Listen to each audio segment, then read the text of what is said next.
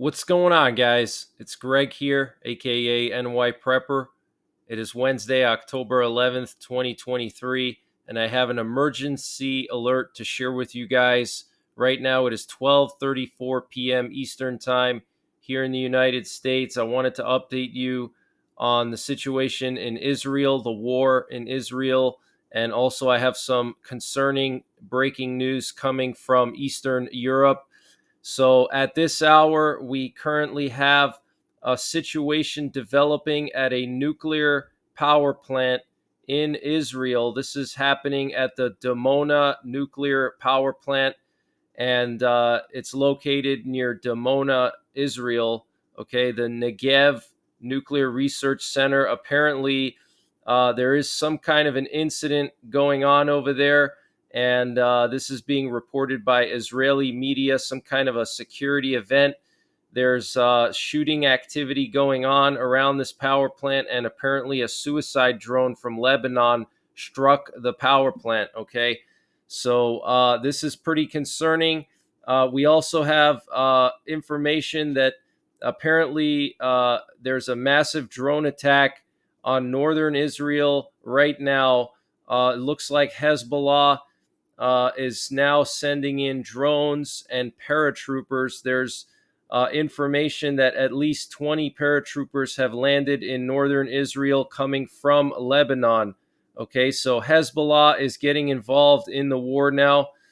We also have major breaking news that the U.S. is telling its citizens to leave Lebanon immediately, and the U.S. embassy in Lebanon has already been evacuated. So this is concerning, guys. This means that the war is going to spread into Lebanon. Okay, so they want people to leave Lebanon. But I told you guys Hezbollah would eventually get involved.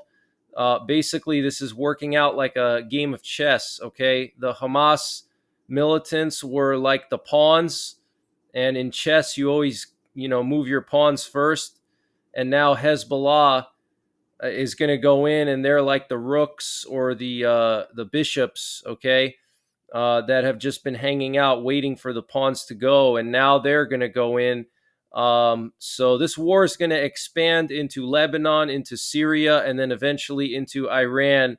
And we have two more aircraft carriers going to the Eastern Mediterranean. We have a second American aircraft carrier going to the Eastern Mediterranean. And then there's also potentially a British aircraft carrier going to the Eastern Mediterranean.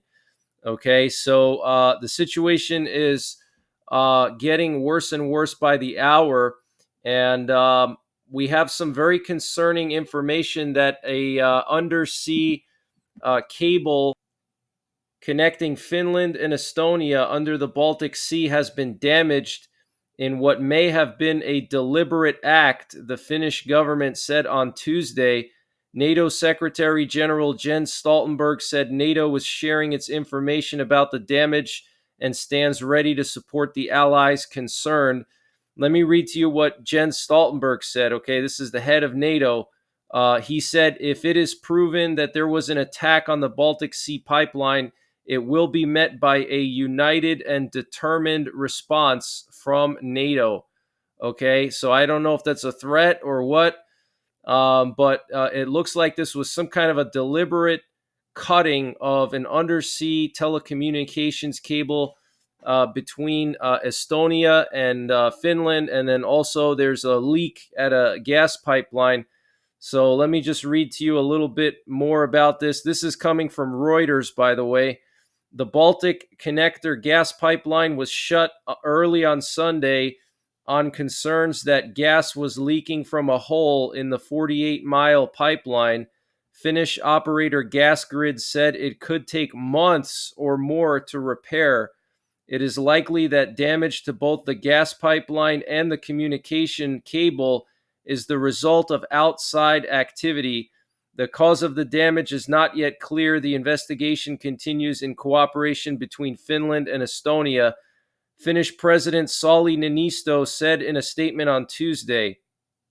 The Finnish Bureau of Investigation has initiated an investigation into the external damage to the pipeline, We are still verifying if the damage is caused deliberately or accidentally, the Bureau said, though it added that the size of the damage was such that it indicated deliberate action. Causing this kind of damage to the pipeline requires special knowledge, the Finnish National Bureau of Investigation said. This act could have been done by an ordinary person, or I'm sorry, this act could not have been done by an ordinary person, Detective Inspector Timo Kilpalainen told reporters. Okay, so it looks like Russia cut the pipeline between Estonia and Finland, the gas pipeline, and also telecommunications cable. They cut the telecommunications cable and sabotaged the gas pipeline. We also have some very concerning flight activity going on in the Baltic countries. If you remember my update from yesterday, I showed you guys the Combat Sentinel plane that was circling Kaliningrad yesterday. And we had another one last night do the same thing. It was doing a boomerang pattern along the coast of Kaliningrad. That's where Russia has their their Baltic Sea fleet. Okay, their Baltic Sea Navy is over there.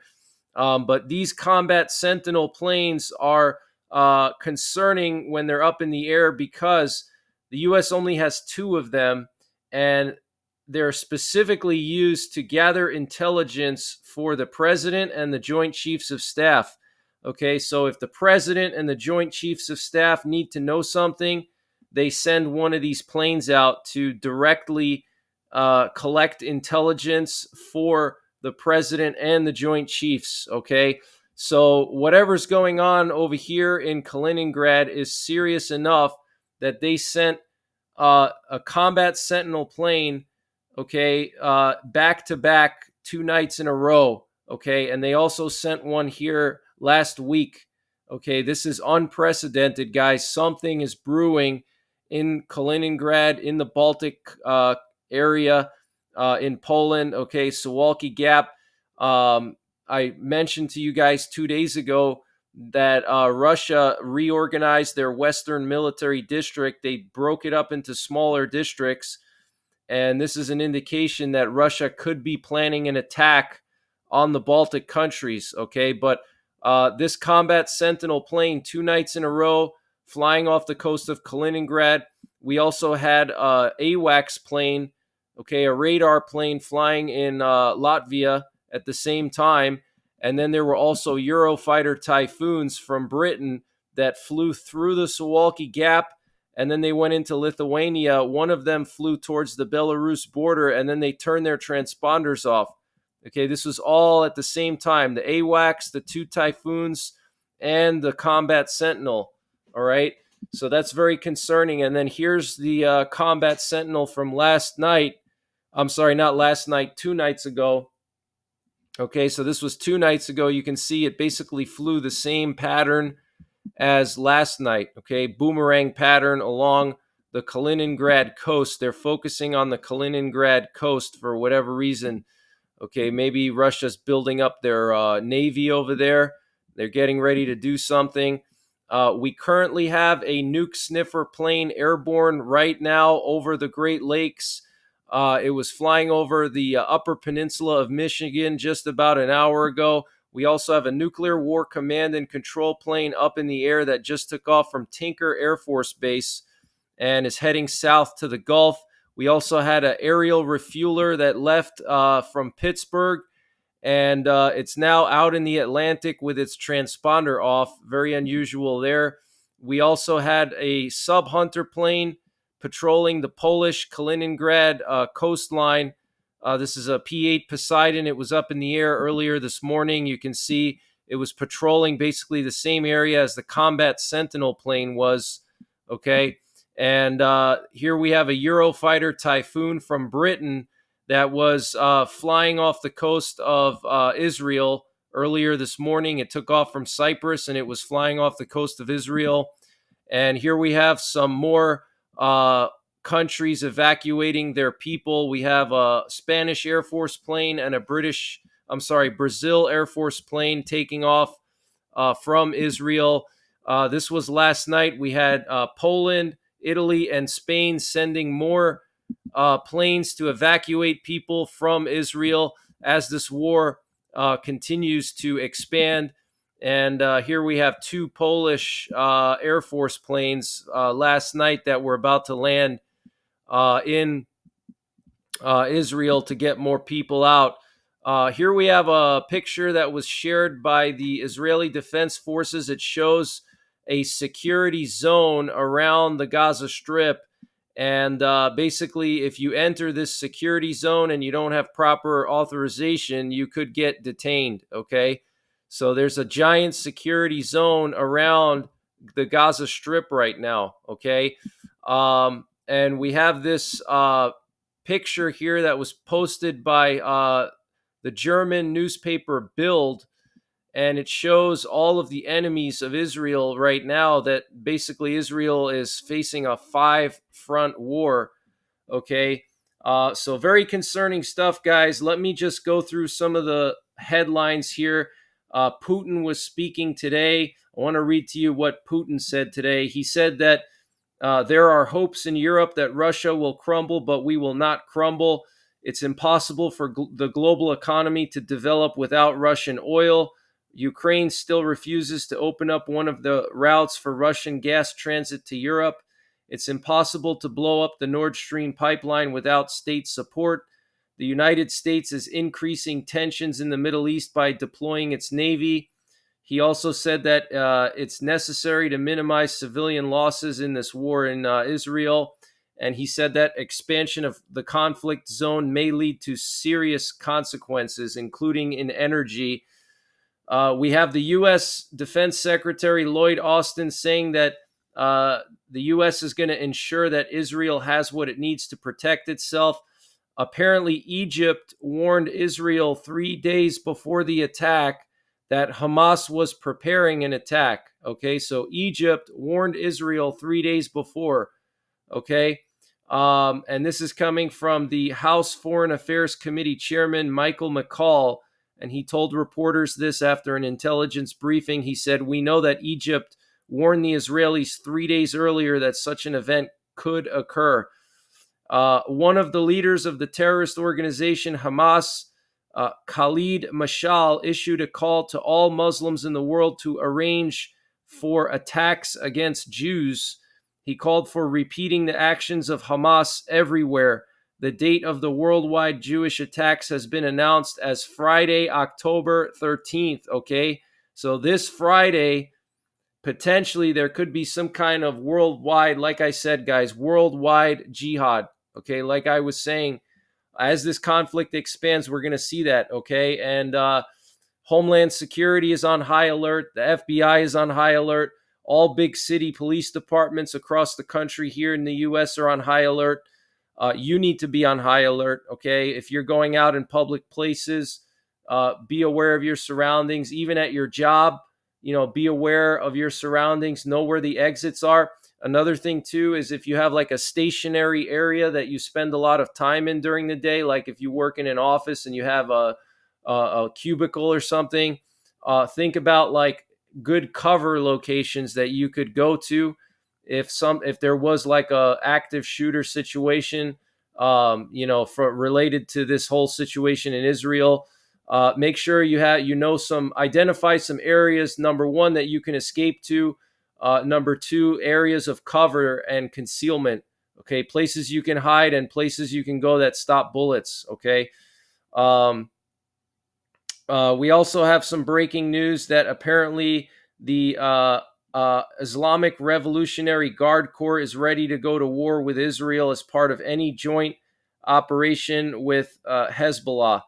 Okay, so this is the Iranian military saying that they're ready to go to war with Israel, joining with Hezbollah, basically. We have an Israeli diplomat saying that there's a clear link to Iran in the Hamas attacks. This was stated in Politico. We have IDF drones carrying out attacks on the positions of various militants in southern Lebanon right now.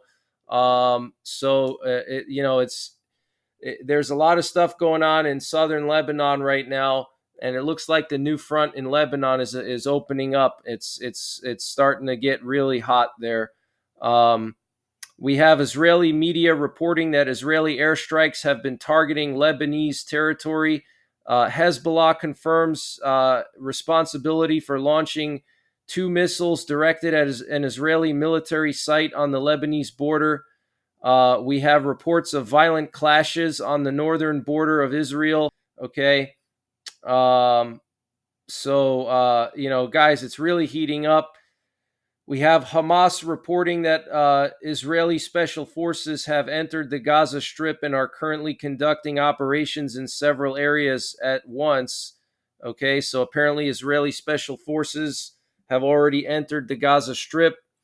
The United States and its allies have warned Hezbollah not to escalate hostilities against the Tel Aviv regime, multiple U.S. officials told CNN. We have deployed tens of thousands of additional troops along the northern border, an IDF Defense Ministry spokesperson told Fox News. We also have the King of Jordan saying that there will be no security and peace in the region without the establishment of a Palestinian state with East Jerusalem as its capital. Okay, so Jordan basically taking the same side as Russia, and they're siding with the Palestinians. We have reports that the international airport in Israel, Ben Gurion International Airport, apparently was targeted with Hamas long-range missiles earlier, and that there was some kind of a strong impact at the airport, and people at the airport reported that the Iron Dome system was not activated. Okay, and they heard a violent explosion that they never heard before. Okay, this is the airport that a lot of Western countries are now using to evacuate people. We have British Airways reporting that there was a flight diverted from London to Tel Aviv due to security reasons. Israel plans to announce an emergency government tonight. This was reported by Israel Radio. Apparently, various political parties have agreed to form a war cabinet comprising of Benjamin Netanyahu, Benny Gantz, and Defense Minister Yoav Gallant. Okay, so they're forming a war cabinet, a unity government. Okay, that is unprecedented, guys. Unprecedented. We haven't seen anything like this ever in the history of Israel as a nation. This is much worse than the Yom Kippur War. Apparently, a rocket from Gaza hit a hospital in Israel's southern city of Ashkelon. Canada is going to be sending a team of experts to Israel to help the country's chief hostage negotiator. That's what the Canadian foreign minister said. And Hezbollah put out a statement saying that sending U.S. aircraft carriers will not intimidate the people of our nation nor the resistance factions that are ready to confront until achieving the final victory and complete liberation. So Hezbollah basically not afraid of the aircraft carriers. And apparently the first plane with American ammunition has landed in Israel already. We have combat aircraft from the air wing of the USS Gerald Ford making their first flights towards Israel today. Okay, so that's the aircraft carrier that was moved towards Israel. The combat aircraft are already flying in the Eastern Mediterranean from that aircraft carrier. So they're already deployed, guys. Look at how quickly the U.S. moved that aircraft carrier. Super fast. And American fighter jets are basically already flying in the air. Guys, the situation is just continuing to spiral out of control. So make sure you guys are getting prepared. There's no end in sight, okay? The Israelis are preparing for several months of war, okay? This is not just some minor incident, like in the past. This is the biggest war in Israel since Israel has been a country. Okay, this is bigger than the Yom Kippur War. I mean, this is unprecedented. They're getting attacked on all sides. This is a full scale attack on Israel. Make no mistake about it. Okay, it started with Hamas, but Hamas was just the pawns. They're nothing. Okay, uh, the real concern is Hezbollah and the Iranian militias in Syria. They're the ones that have the big missiles, and they have more equipment. Okay, the Hamas they were just the pawns. They had the worst equipment, the worst training, and the most crude weapons compared to what Hezbollah has and what the Iranian militias in Syria has. Okay, so the U.S. is going to have to get involved now. If multiple fronts open up, they're going to have to get involved. Okay, they cannot allow Israel to get attacked on all sides. The U.S. is not going to allow that. Okay, they're just simply not going to allow it. And so as Hezbollah gets involved more and more, the U.S. is going to get involved more and more, and then that's when things can snowball. Okay, and Hezbollah, like I just read to you a minute ago, that they're saying that they're not afraid of the aircraft carriers. Okay, so get prepared, guys. I'm going to continue to update you as best as I can. Stay tuned to my channel for continuing coverage of the war in the Middle East and the war in Ukraine. I will be doing another update later on this afternoon, so stay tuned for that. Other than that, take care, God bless, and don't forget the 3 Ps: prepare, practice, and persevere.